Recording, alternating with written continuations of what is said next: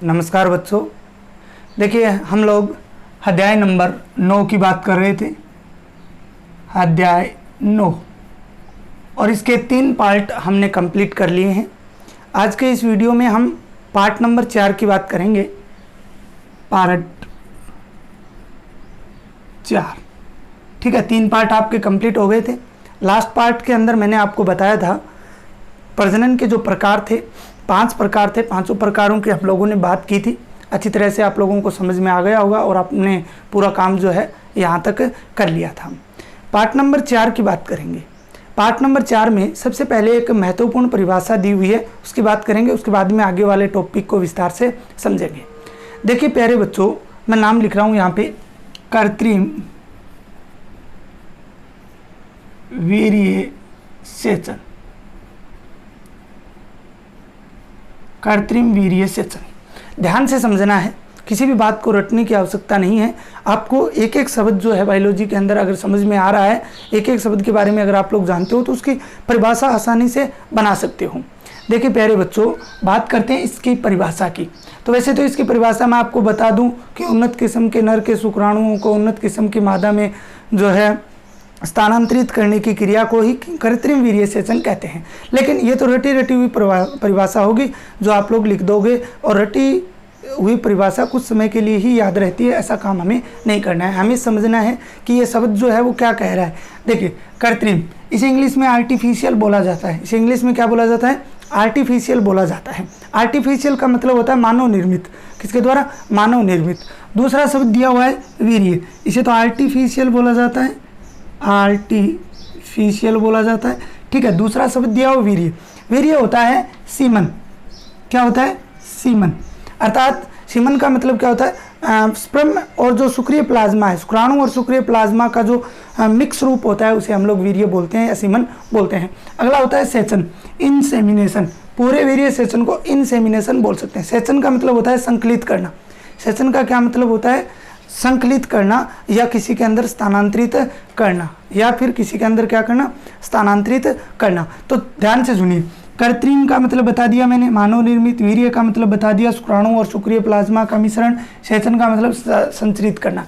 तो अब इसकी परिभाषा सुनिए कि मानव द्वारा क्या किया जाता है। किसके द्वारा? मानव द्वारा। मानव द्वारा उन्नत किस्म के नर, किसके?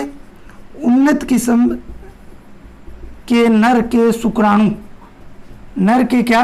शुक्राणु, स्पर्म, ठीक है। इन शुक्राणुओं को उन्नत किस्म की मादा में, उन्नत किस्म की मादा के योनि भाग में संकलित करने की क्रिया ही क्या कहलाती है? कृत्रिम वीर्य सेचन कहलाती है। जैसे मैं आपको एक उदाहरण द्वारा समझाता हूँ। आप लोग देखते हो कई बार क्या होते हैं, हम लोग गाय भैंस रखते हैं तो वो सामान्य जो सांड होता है उससे निषेचित नहीं हो पाती है, अर्थात जनन की क्रिया जो है वो सही तरीके से नहीं हो पाती है। तब हम लोग डॉक्टर को बुलाते हैं और डॉक्टर द्वारा एक इंजेक्शन जो है वो दिया जाता है। वो इंजेक्शन देता है, उसमें क्या होते हैं? शुक्राणु होते हैं। क्या होते हैं? शुक्राणु होते हैं जो मादा के योनि भाग में क्या कर दिए जाते हैं? संचरित कर दिए जाते हैं, जिससे वो गर्भवती हो जाती हैं। तो उसी क्रिया को क्या बोलते हैं? कृत्रिम वीर्य सेचन या फिर आर्टिफिशियल इंसेमिनेशन बोला जाता है। ये परिभाषा बहुत इंपॉर्टेंट है, बार बार परीक्षा के अंदर इसको पूछा जाता है। इसके बाद में अगले टॉपिक की बात करते हैं, और अगला टॉपिक जो आपके रहेगा वो रहेगा एपीकल्चर। किसकी बात करते हैं? एपीकल्चर। एपीकल्चर मैंने पहले लिखा है। इसके बाद में इसे मौन पालन भी कहते हैं। क्या बोलते हैं? मौन पालन भी बोलते हैं, या मौन कल्चर, या इसको आप लोग मधुमक्खी पालन भी बोल सकते हो, या इसको क्या बोल सकते हो? मधुमक्खी पालन भी बोल सकते हो। प्यारे बच्चों, आप सोच रहे होंगे कि मैंने पहले मधुमक्खी पालन क्यों नहीं लिखा? क्योंकि मधुमक्खी पालन सीधा आपको कोई देने वाला नहीं है। आपको एपीकल्चर शब्द जो है वो परीक्षा के अंदर मिलेगा। अब आप लोगों ने मधुमक्खी पालन को अच्छी तरह से पढ़ लिया, आप लोगों को पूरा याद है, लेकिन वहाँ पे परीक्षा में एपीकल्चर के बारे में पूछ लिया तो आप लोग उसको नहीं कर पाओगे। क्योंकि आप लोगों में एक बुरी आदत ये होती है, आप लोग उत्तरों को ज़्यादा पढ़ते हो, प्रश्नों पर ध्यान नहीं देते हो, और जब तक आपको पूरी तरह से प्रश्न नहीं आता है तब तक आप लोग जो है उसका सही उत्तर नहीं दे पाओगे। अब सोच रहे होंगे सर प्रश्न तो पेपर के अंदर दिए हुए मिलते हैं, तो वो दिए हुए मिलते हैं, लेकिन उनके बारे में पता होना बहुत ज़रूरी है कि ये किसके बारे में पूछ रहा है। अगर आप लोगों ने प्रश्न को सीख लिया अच्छी तरह से तो आप लोग उसका उत्तर आसानी से दे पाओगे और अपना 100% कर पाओगे। वरना आपको उत्तर आ रहा होता है और आप लोग उसका जो है प्रश्न को समझ नहीं पाने के कारण आप लोग उसका उत्तर नहीं दे पाओगे। कई बार परीक्षा देकर घर आते हैं, प्रश्न देखते हैं कि ये तो मेरा सही है, ठीक है, कई प्रश्न हमें आते नहीं हैं और घर आकर उसका उत्तर देखते हैं, तब पता चलता है ये तो मेरे को पूरा आ रहा था, लेकिन प्रश्न को सही तरीके से समझ नहीं पाने के कारण उसका उत्तर हम नहीं लिख पाते हैं। तो इस प्रकार से प्रश्न को अच्छी तरह से हमें पता होना चाहिए कि ये प्रश्न इसका उत्तर ये होने वाला है। तो तीनों शब्द मैंने लिखे हैं। हम बात करने वाले हैं मधुमक्खी पालन की। मधुमक्खी पालन को ही मौन पालन कहा जाता है और मधुमक्खी पालन ही एपीकल्चर कहलाता है। ये शब्द आपको परीक्षा में ज़्यादा मिलेगा, ठीक है, एपीकल्चर शब्द जो है वो मिलेगा, तो इसको थोड़ा सा ध्यान में रखना। इसके बाद में देखिए बात करते हैं मधुमक्खी पालन होता क्या। तो सीधी सी परिभाषा है, मधुमक्खियों को पालना ही क्या कहलाता है, मधुमक्खी पालन कहलाता है। मधुमक्खियों को पालना ही मधुमक्खी पालन कहलाता है। इसी को एपीकल्चर बोलते हैं, इसी को मौन पालन बोला जाता है। बात करते हैं मधुमक्खियों की, तो आपके सिलेबस में तो केवल इतना ही, क्योंकि चैप्टर का नाम क्या था, खाद्य उत्पादन में वृद्धि और कार्यनीतियाँ। तो हमें इसके बारे में ज़्यादा नहीं पढ़ना है, मधुमक्खी पालन के बारे में। हमें तो सिर्फ खाद्य उत्पादन में वृद्धि से संबंधित टॉपिक ही पढ़ने हैं और उसमें हम लोग क्या पढ़ते आ रहे हैं, उद्देश्य पढ़ते आ रहे हैं। इसके अलावा किस प्रकार से मधुमक्खी पालन जो है वो किया जाता है, उसमें जैसे हमने मुर्गी पालन में बात की थी, कौन सी सावधानियां हमें ध्यान में रखनी चाहिए, उनकी हम बात जो है वो करने वाले हैं। तो यहाँ पे आपको बता देता हूँ, मधुमक्खी पालन भी एक सामाजिक प्राणी होता है। मानव की तरह मधुमक्खी जो होती है वो भी एक सोशल एनिमल्स होती है, अर्थात सामाजिक प्राणी होती है, अर्थात समाज बनाकर रहती है, जिसमें नर, रानी और श्रमिक होते हैं जो अपना अलग अलग योगदान देते हैं, ठीक है। अब उनके बारे में हम नहीं पढ़ेंगे कि नर क्या करता है, श्रमिक क्या करते हैं, रानी क्या करती हैं, किस प्रकार के होते हैं, कैसे दिखते हैं, वो आप लोग पहले भी पढ़ चुके हो, उनको आप लोग आपको याद नहीं रखना है। फिर भी आप लोग अगर पढ़ना चाहते हो तो अपने कहीं और से पढ़ सकते हो, ठीक है। हमारा मुख्य जो टॉपिक रहेगा इसमें उद्देश्य, कि मधुमक्खी पालन क्यों किया जाता है, मधुमक्खी पालन की क्यों आवश्यकता होती है। तो प्यारे बच्चों, मधुमक्खी पालन इसलिए किया जाता है, इससे हमें शहद और मोम प्राप्त होता है, शहद और मोम प्राप्त होता है। दो शब्द लिख रहा हूँ मैं, एक तो शहद और एक मोम, ये प्राप्त होते हैं हमें, और ये दोनों ही हमारे दैनिक जीवन के बहुत ही महत्वपूर्ण पदार्थ हैं। दैनिक जीवन के क्या हैं, बहुत ही महत्वपूर्ण पदार्थ हैं। शहद आप लोग जानते हो खाद्य पदार्थों का एक मुख्य स्रोत होता है और विभिन्न प्रकार की औषधियों में भी इसको काम में लिया जाता है, जबकि मोम भी जो है वो विभिन्न प्रकार की जो वस्तुएं हैं उनमें इसका प्रयोग जो है वो किया जाता है। तो हमें इनके भी जो है महत्व नहीं पढ़ने हैं कि ये क्या काम आते हैं। आपको सिर्फ इतना ध्यान रखना है, मधुमक्खी पालन जो है उसका उद्देश्य क्या है, उद्देश्य है शहद और मोम प्राप्त करना। अब आगे चलते हैं, आगे वाला टॉपिक हमारा ये रहेगा कि जो मधुमक्खी पालन किया जाता है तो उसमें सावधानियां कौन कौन सी रखनी चाहिए, महत्वपूर्ण बातों का जो ध्यान रखा जाता है वो महत्वपूर्ण बातें कौन कौन सी हैं, उन बातों को हम समझते हैं। तो देखिए, पहली बात करते हैं, एक नंबर बात करते हैं। तो सबसे पहले तो हम मधुमक्खी पालन एपिस बोलते हैं इसको, ठीक है ना, एपिस डोरसेटा है, ठीक है, और भी बहुत सारी मक्खियाँ हैं। तो बात करते हैं तो हमें मधुमक्खी के स्वभाव और प्रकृति के बारे में पता होना चाहिए, उसके जो स्वभाव कैसा है और उसकी प्रकृति कैसी है, उनको बिना जाने हम लोग मधुमक्खी पालन जो है वो नहीं कर पाएंगे। तो सबसे पहला मैं लिख देता हूँ, स्वभाव एवं प्रकृति के बारे में हमें पता होना चाहिए। दूसरे की बात करता हूँ, 2 नंबर लिख देता हूँ। 2 नंबर मधुमक्खी पालन करने, जिस प्रकार से हमने जो मुर्गी पालन पढ़ा था, जिसमें क्या किया था पोल्ट्री के अंदर कि मुर्गी पालन के लिए हमें उचित स्थान की आवश्यकता होती है, उसी प्रकार से मधुमक्खियों को पालने के लिए भी उचित स्थान की व्यवस्था होनी चाहिए। वैसे आप लोगों को बता देता हूँ, एक निश्चित स्थान नहीं होता है मधुमक्खी पालन के लिए कि ये निश्चित हमने भवन बना दिया, इसके अंदर मधुमक्खी पालन कर लिया जाएगा, ऐसा संभव नहीं है। ये प्रकृति के अंदर ही संभव है और एक निश्चित स्थान नहीं होता है। लेकिन उचित स्थान लिखा है मैंने क्या लिखा है, उचित स्थान।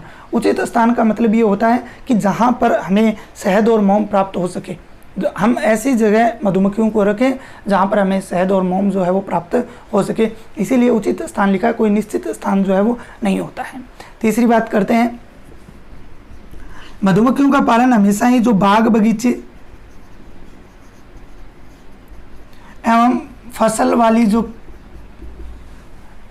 वाले जो खेत होते हैं, बाग बगीचे होते हैं, फूल वाली जो फसल होती हैं, उनके पास में जो है इनका जो है वो पालन अधिक करना चाहिए। अब इसका कारण बताता हूँ आपको।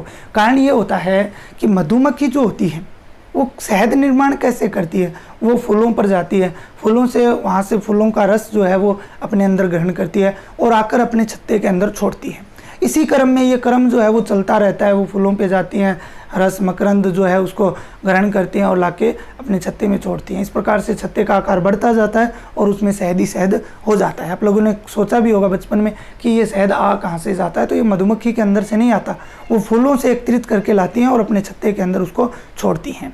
ठीक है, तो बाग बगीचे व फूल वाले फसल जो होती है, जो भी पौधे हैं, वहाँ उनके पास में इसका पालन जो है वो करना चाहिए। आपने कई बार देखा भी होगा, कुछ ने नहीं देखा होगा, कुछ ने देखा भी होगा कि हम जब किसी सड़क से जा रहे होते हैं तो बहुत बड़े बड़े बक्से जो हैं वो सड़क किनारे रखे हुए होते हैं। वो मधुमक्खी पालन ही होता है एक प्रकार से। उनमें मधुमक्खियों के छत्ते होते हैं, वहाँ पे मधुमक्खियों को छोड़ दिया जाता है और वो वहाँ पे जो पुष्प हैं उनके ऊपर जाती हैं और वहाँ से पुष्प लाके अपने छत्ते के अंदर वापस आ जाती हैं और बाद में क्या किया जाता है, शहद का संग्रहण जो है वो कर लिया जाता है। तो हमारा अगला जो टॉपिक रहेगा वो इसी क्रम में रहेगा कि शहद एवं मोम जो हम प्राप्त करते हैं, क्या प्राप्त करते हैं, शहद एवं मोम जो प्राप्त करते हैं, उनके संग्रहण का तरीका हमारा सही होना चाहिए। संग्रहण का जो तरीका है वो उचित प्रकार से होना चाहिए, उनको अच्छी तरह से ग्रहण जो है वो करना चाहिए। इसके अलावा अगर बात करें तो मधुमक्खी जो होती है वो परागण की क्रिया में बहुत ही सहायक होती है। किसकी क्रिया में, परागण। ये आप लोगों के लिए नया शब्द नहीं है, अगर आप लोग कंटिन्यू पढ़ते आ रहे हो। परागण, पोलिनेशन बोला जाता है इसे, क्या बोला जाता है, पोलिनेशन बोला जाता है, परागण। कि जब स्त्री केसर, जब जो पुंकेसर होता है उसके पराग कोश से परागकण निकलकर स्त्री केसर की वर्तिकाग्र तक पहुंचते हैं तो उस क्रिया को परागण कहते हैं। और परागण की क्रिया में कुछ कारक होते हैं, जैसे ये जल द्वारा भी हो सकता है, वायु द्वारा भी हो सकता है और कीटों द्वारा भी होता है। और उस कीट में सबसे महत्वपूर्ण कौन होता है, मधुमक्खी होती है। सबसे महत्वपूर्ण कौन होता है, मधुमक्खी होती है। इसके अलावा और भी कीट है जैसे टांटिया वगैरह हैं, उनके द्वारा भी होता है, लेकिन सबसे ज़्यादा परागण की क्रिया में जो कीट अपना महत्वपूर्ण योगदान देता है वो कौन होता है, मधुमक्खी होती है। तो जो वहाँ पे अगर हम लगाएंगे, जैसे मान ले कोई बहुत बड़ी बागवानी है, उसके अंदर क्या किया गया है, पुष्पीकरण की क्रिया हो, उस समय अगर मधुमक्खी पालन किया जाता है तो दोहरा लाभ होगा। कैसा लाभ होगा, दोहरा लाभ कैसे होगा, साथ में तो जो पुष्पीकरण की क्रिया वो बहुत अधिक बढ़ जाएगी, परागण की क्रिया उनके अंदर वो बढ़ जाएगी। ठीक है, तो फसल भी अधिक प्राप्त होगी और दूसरी जो बात है वो क्या होगी, हमें अधिक शहद प्राप्त होगा, शहद या मोम जो है वो प्राप्त होने वाला है। तो ये मधुमक्खी पालन था आपके, बिल्कुल छोटा सा है, कुछ नहीं है उद्देश्य, और आपको ये विभिन्न जो बातें हैं वो ध्यान में रखनी है। आज के इस वीडियो में एक टॉपिक की और बात करेंगे, उसके बाद में आगे का चैप्टर जो है वो अगले पार्ट के अंदर, 5वें पार्ट के अंदर आपका कंप्लीट हो जाएगा।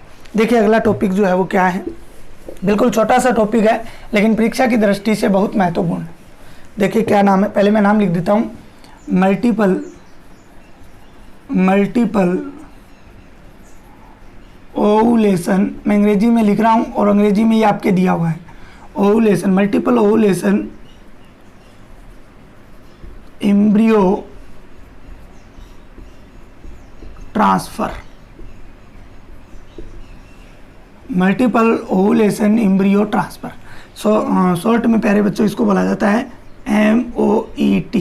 क्या बोला जाता है, MOET। इंग्लिश में भी लिख देता हूँ, वैसे इंग्लिश में लिखा हुआ है ये मल्टीपल ओवुलेशन एम्ब्रियो ट्रांसफर। ठीक है, दोनों क्रम में मैंने इसको लिख दिया है। देखिए बात करते हैं होता क्या है। सबसे पहले तो मल्टीपल, मैंने शुरुआत में भी कहा था जब हमने कृत्रिम वीर्य सेचन शब्द की बात की थी, वैसे ही यहाँ पर भी आपको कहूँगा, आपको एक एक शब्द समझना है, रटना नहीं है, रटोगे तो कुछ समय के लिए याद रहेगा। बार बार ये बात मैं बोलता हूँ, आपको क्या करना है, एक एक शब्द समझना है। देखिए मल्टीपल का मतलब होता है दो से अधिक। मल्टीपल का मतलब क्या होता है, दो से अधिक। ओवुलेशन का मतलब होता है अंडोत्सर्ग। जब ग्रेफियन पुटिका से अंडाणु बाहर निकलता है उस क्रिया को क्या बोलते हैं, ओवुलेशन बोला जाता है। तो दो से मल्टीपल का मतलब दो, ये परिभाषा नहीं बता रहा हूँ आपको, इनके अर्थ बता रहा हूँ, बाद में ही परिभाषा बनने वाली है। दो से अधिक अंडोत्सर्ग अंडाणु का ग्रेफियन पुट्टिका से बाहर निकलना। इम्ब्रियो का क्या मतलब होता है? भ्रूण। इम्ब्रियो का क्या मतलब होता है? भ्रूण होता है। भ्रूण आप लोग सभी जानते हो। ट्रांसफर का मतलब होता है स्थानांतरित करना। तो ये एक प्रकार का मेथड है या बोल सकते हो तकनीक है जो पशुओं, उन्नत किस्म के पशुओं का निर्माण के लिए काम आती है। तो पहले तो आपको ये शब्द याद रखना है, ये एक प्रकार की तकनीक है जो उन्नत किस्म के पशुओं के निर्माण में काम आती है। ठीक है, उन्नत किस्म के पशुओं के निर्माण में काम आती है। ये आपको शब्द याद जो है वो होना चाहिए। दूसरी बात करते हैं, ये तकनीक होती क्या है? ये तकनीक केवल मादा पशुओं में काम में ली जाती है। किस में काम में ली जाती है? मादा पशुओं के अंदर काम में ली जाती है, मादा पशुओं में। ठीक है, ओनली फीमेल। बात करते हैं सबसे पहले इसको गाय के अंदर, किसके अंदर? गाय के अंदर जो है वो काम में लिया गया था। किसके अंदर? गाय के अंदर इसका प्रयोग जो है वो किया गया है। गाय शब्द आते ही आपके दिमाग में आ जाना चाहिए क्या, कि ये फीमेल होती है। और इसका मेल क्या होता है? सांड होता है। मेल क्या होता है? सांड होता है। गाय क्या होती है? फीमेल होती है। जैसे भैंस और भैंसा, ठीक है, इन शब्दों को पता होना चाहिए। ये जो है कॉमन सेंस की बातें होती हैं। तो गाय के अंदर इसका प्रयोग जो है सर्वप्रथम किया गया था। क्या किया गया था? प्रयोग होता क्या है, इसके अंदर क्या किया जाता है? इसमें क्या किया जाता है? उन्नत किस्म के पशुओं का निर्माण किया जाता है। बिल्कुल सिंपल सी मेथड है। आप लोग समझोगे, जो मैंने लिखवाया है, जो आप लिखने वाले, उससे आपको कुछ समझ में नहीं आने वाला है। आप लोग उसको रटते रह जाओगे, क्योंकि मैंने तो उसको सैद्धांतिक तरीके से उसको लिख दिया है और आप वैसा का वैसा उसको छाप लोगे, उससे समझ में नहीं आने वाला है। इसको समझिए ध्यान से। अगर आप लोग वीडियो अंत तक देखोगे तो आप लोगों को बिल्कुल अच्छी तरह से ये मेथड जो है वो समझ में आएगा। तो देखिए, बात करते हैं क्या काम है। गाय के अंदर सर्वप्रथम किया गया था। क्या किया जाता है इस तकनीक के अंदर? इसके अंदर क्या किया जाता है? सबसे पहले तो इस गाय जो होती है उसमें सुनिए, अगर हम जनन की प्रक्रिया की बात करते हैं तो सामान्यतः एक अंडाणु बनता है। क्या बनता है? एक अंड बनता है। एक अंडाणु या एक अंड बनता है। लेकिन क्या किया जाता है इस तकनीक के द्वारा? इसे FSH हार्मोन दिया जाता है। कौन सा हार्मोन दिया जाता है? FSH hormone. और FSH हार्मोन का पूरा नाम जो होता है फॉलिकल स्टिमुलेटिंग हार्मोन होता है, पुटिकीय उत्प्रेरक हार्मोन। फॉलिकल मतलब पुटिकीय, स्टिमुलेटिंग जो लिख देता हूँ मैं, पुटिकीय उत्प्रेरक हार्मोन। ठीक है ना, उत्प्रेरक। स्टिमुलेटिंग का अर्थ क्या होता है? उत्प्रेरक। और एच का मतलब क्या होता है? हार्मोन। ये हार्मोन क्या करेगा? ये हार्मोन मादा के अंदर जाकर, मादा के अंदर जो पुटिकीय कोशिकाएं होती हैं उनमें वृद्धि करेगा। पुटिकीय कोशिकाओं में वृद्धि के लिए क्या करेगा? प्रेरित करेगा। और जैसे ही पुटिकीय कोशिकाओं में वृद्धि होगी, और वृद्धि होने पर यहाँ पे 6 से 7 या 6 से 8 अंडाणु जो है वो निर्मित होंगे। कितने अंडाणु बनेंगे? 6 से 8 अंडाणु जो हैं वो निर्मित हो जाएंगे। अब देखिए, इसके अंदर 2-3 तरीके हैं। 2-3 तरीके क्या हैं कि या तो ये बनने के बाद में, या तो गाय का जो है सांड के साथ जो प्राकृतिक रूप से संगम करा दिया जाएगा या निषेचन करवा दिया जाएगा। समझ रहे हो बात? प्राकृतिक रूप से उसका जो है जिस प्रकार से जनन की क्रिया होती है वो करवा दी जाएगी, सिंपल। दूसरा क्या है? कृत्रिम रूप से। कृत्रिम रूप से मतलब क्या है? जो सांड है उसके हम लोग क्या लेते हैं? शुक्राणु लेते हैं। उन्नत किस्म के सांड के शुक्राणु ले लेते हैं। उन शुक्राणुओं को हम इस मादा के अंदर स्थानांतरित कर देते हैं। मादा के अंदर क्या कर देते हैं? स्थानांतरित कर देते हैं, जिसे हमने कृत्रिम वीर्य सेचन बोला था। ठीक है ना, आर्टिफिशियल इंसेमिनेशन उसको बोला था। तो उसको स्थानांतरित कर देते हैं। तो कोई सा भी तरीका अपना सकते हैं। समझ रहे हो बात को? तो मान लीजिए हमने आर्टिफिशियल तरीके से किया, आर्टिफिशियल इंसेमिनेशन तरीके से किया। उन्नत किस्म के शुक्राणु हमने लिए और इंजेक्शन के माध्यम से उसके अंदर स्थानांतरित कर दिए। करने के बाद में ये यहाँ जाते हैं और निषेचन की क्रिया हो जाती है। निषेचन की क्रिया हो जाने के बाद में एम्ब्रियो बनेगा। क्या बनेगा? एम्ब्रियो बनेगा। ध्यान से रखना, क्या ध्यान से सुनना, क्या बनेगा? एम्ब्रियो बनेगा। और ये एम्ब्रियो होता है, ये पहले 2 कोशिका, फिर 4 कोशिका, फिर 8 कोशिका, फिर 32 कोशिका। ठीक है ना, 2 से 4, फिर 16, 16 से 32 कोशिकीय अवस्था में आ जाता है। कितनी कोशिकीय अवस्था में आ जाता है? 32 कोशिकीय अवस्था के अंदर आ जाता है। ये बातें तो हमने ह्यूमन के अंदर भी पढ़ी थी, ह्यूमन रिप्रोडक्शन के अंदर भी, तो यहाँ पर भी आपको ध्यान में रखना है।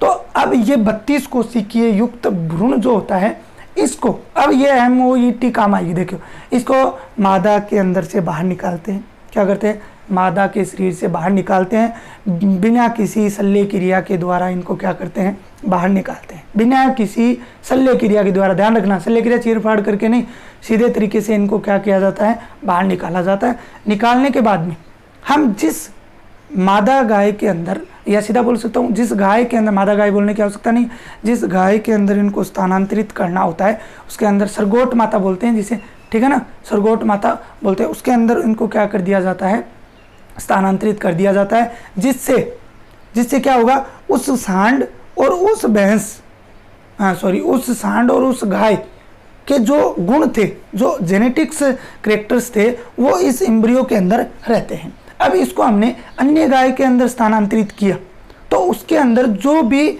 बच्चा जन्म लेगा, जो गाय का बच्चा जन्म लेगा, वो क्या होगा, उन दोनों के आनुवंशिक गुणों से मिलता जुलता होगा, न कि उस सरगोट माता के लक्षण उसके अंदर होंगे। उसके लक्षण उसके अंदर नहीं होंगे। किसके लक्षण होंगे, उन दोनों के उन्नत किस्म वाले जो गाय और जो सांड थे उनके गुण उसके अंदर होंगे। इसी मेथड को क्या बोला जाता है, MOET बोला जाता है। अच्छी तरह से मैंने आपको बता दिया। फिर भी अगर आप लोगों को समझ में नहीं आया तो फिर से वीडियो को आप रिवर्स करके आराम से देख सकते हो। इसको अच्छी तरह से समझ लेना, लिखा हुआ समझ में नहीं आने वाला है। तो आज के लिए इतना ही। आगे हमारा जो टॉपिक रहेगा उसके बाद हम अगले पार्ट के अंदर करेंगे, उसके अंदर आपका जो चैप्टर है वो कंप्लीट हो जाएगा। धन्यवाद।